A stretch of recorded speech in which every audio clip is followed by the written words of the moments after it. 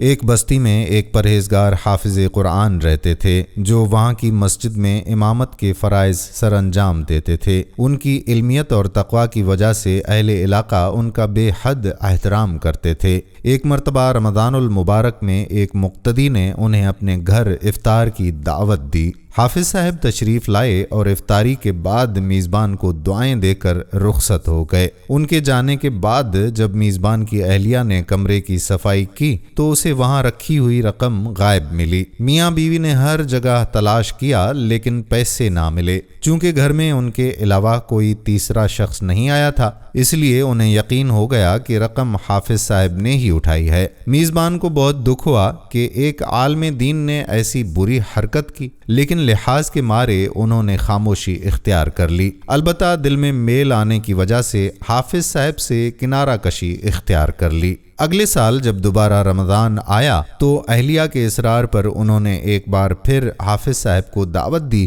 تاکہ شاید اس بہانے اللہ ان کی کوتاہیوں کو معاف کر دے۔ افطار کے بعد میزبان نے ہمت کر کے پوچھ ہی لیا کہ حضرت پچھلے سال یہاں سے کچھ رقم گم ہو گئی تھی، کیا وہ آپ نے لی تھی؟ حافظ صاحب نے سچائی کا اعتراف کرتے ہوئے جواب دیا کہ ہاں، وہ رقم میں نے ہی اٹھائی تھی۔ انہوں نے بتایا کہ اس دن تیز ہوا چل رہی تھی اور نوٹ بکھر رہے تھے۔ میں نے وہ پیسے اس ڈر سے کہ کہیں گم نہ ہو جائیں حفاظت کی خاطر قریب پڑے قرآن پاک کے غلاف میں رکھ دیے تھے۔ یہ کہتے ہوئے حافظ صاحب کی آنکھوں میں آنسو آ گئے اور انہوں نے روتے ہوئے کہا کہ میں اس لیے نہیں رو رہا کہ تم نے مجھ پر شک کیا، بلکہ میرا رونا تو اس بات پر ہے کہ ایک پورا سال بیت گیا لیکن تم لوگوں نے اللہ کی کتاب قرآن مجید کو کھول کر دیکھنے کی زحمت تک نہیں کی، ورنہ یہ رقم تم لوگوں کو پہلے ہی دن مل جاتی۔ میزبان نے جب لپک کر قرآن پاک کھولا تو تمام رقم وہیں پر موجود تھی۔ دوستو، ہم مسلمان ہونے کا